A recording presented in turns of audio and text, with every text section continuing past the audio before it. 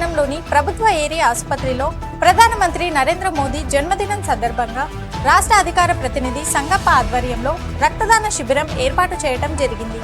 ఈ సందర్భంగా మోడీ అభిమానులు ఈ రక్తదాన శిబిరంలో పాల్గొని రక్తదానం చేయడం జరిగింది. ఈ సందర్భంగా సంగప్ప మాట్లాడుతూ నరేంద్ర మోడీ ప్రధానమంత్రి అయినప్పటి నుండి భారతదేశపు రూపురేఖలు మారినాయని అన్నారు.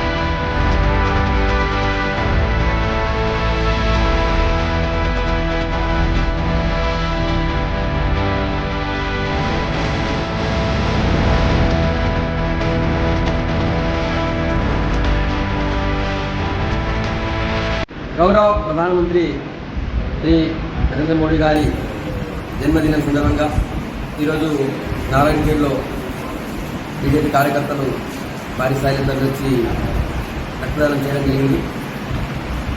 ప్రధానమంత్రిగా నరేంద్ర మోడీ గారు బాధ్యతలు చేపట్టిన తర్వాత మన భారతదేశ రూపురేఖలు మొత్తం మారిపోయాయి.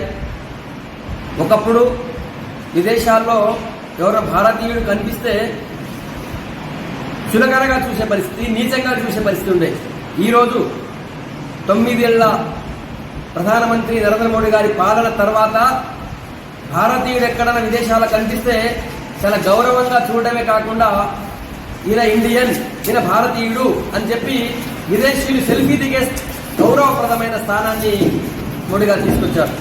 అంతేకాకుండా నరేంద్ర మోడీ గారి పాలనలో పల్లె నుంచి పట్నం దాకా, గల్లీ నుంచి ఢిల్లీ దాకా సమగ్ర అభివృద్ధి అనేది ఏ విధంగా ఉంటుందో మొట్టమొదటిసారిగా భారతదేశ చరిత్రలో చూపించిన మహనీయుడు ప్రధానమంత్రి నరేంద్ర మోడీ గారు. భారత్ను విశ్వ గురువుగా చేయడమే కాదు, మొన్న చూసాం మనము G20 సమావేశాల్లో భారత్ యొక్క ఔన్నత్యాన్ని ఎంత గొప్పగా పెంచారో మనం చూశాం.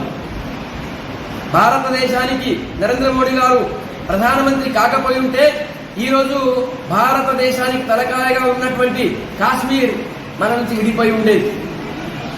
భారతదేశానికి ప్రధానమంత్రిగా నరేంద్ర మోడీ గారు కాకపోయి ఉంటే ఇప్పటికే వందల సంవత్సరాలుగా డిస్ప్యూట్ లో ఉన్నటువంటి రామాలయ నిర్మాణం అయోధ్యలో జరిగేది కాదు.